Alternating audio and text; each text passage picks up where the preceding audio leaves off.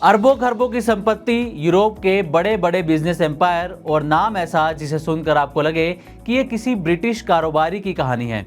लेकिन जब असलियत सामने आती है तो पता चलता है कि इस शख्स की जड़ें भारत से ही जुड़ी हुई हैं। आज हम बात कर रहे हैं सुखपाल सिंह आहलूवालिया की, एक ऐसे इंसान की जो महज 18 साल की उम्र में इंग्लैंड पहुंचे थे, और वो भी जेब में बहुत कम पैसों के साथ। लेकिन ख्वाब बेहद बड़े थे। साल था 1978। लंदन में एक छोटे से मोटर एक्सेसरीज की दुकान से उन्होंने कारोबार की शुरुआत की।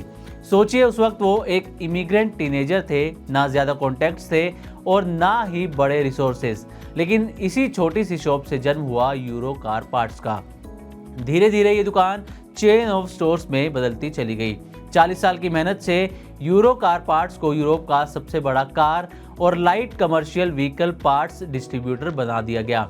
300 से ज़्यादा स्टोर्स, 12,000 से ज़्यादा एम्प्लॉयज़ और यूके की इकोनॉमी में हज़ारों जॉब्स। 2017 में उन्होंने स्टैफोर्डशायर में 7,78,000 स्क्वायर फीट का नेशनल डिस्ट्रीब्यूशन सेंटर भी खोला, और इसमें जो इन्वेस्टमेंट थी वो थी 80 मिलियन ब्रिटिश पाउंड की।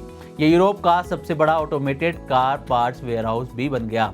2011 में सुखपाल ने यूरो कार पार्ट्स को अमेरिकी कंपनी LKQ कॉरपोरेशन को बेच दिया, लेकिन एग्जिट के बाद भी वो कंपनी से जुड़े रहे और 2018 तक एग्जीक्यूटिव चेयरमैन बने रहे।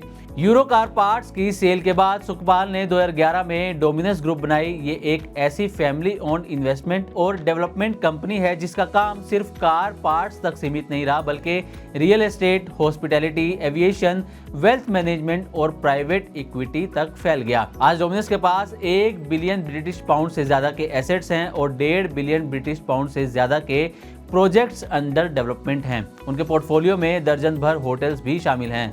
सुखपाल ने सिर्फ यही नहीं किया, उन्होंने वॉर कैपिटल में निवेश किया, जो एक London based wealth management firm है। इसे 2018 में बेस्ट फैमिली ऑफिस का ग्लोबल अवार्ड भी मिला। 2019 में उन्होंने आहलूवालिया फैमिली फाउंडेशन बनाई, जो यूके और इंडिया दोनों जगह education, women and child rights, homelessness और इमिग्रेशन कोजेस पर काम करती है।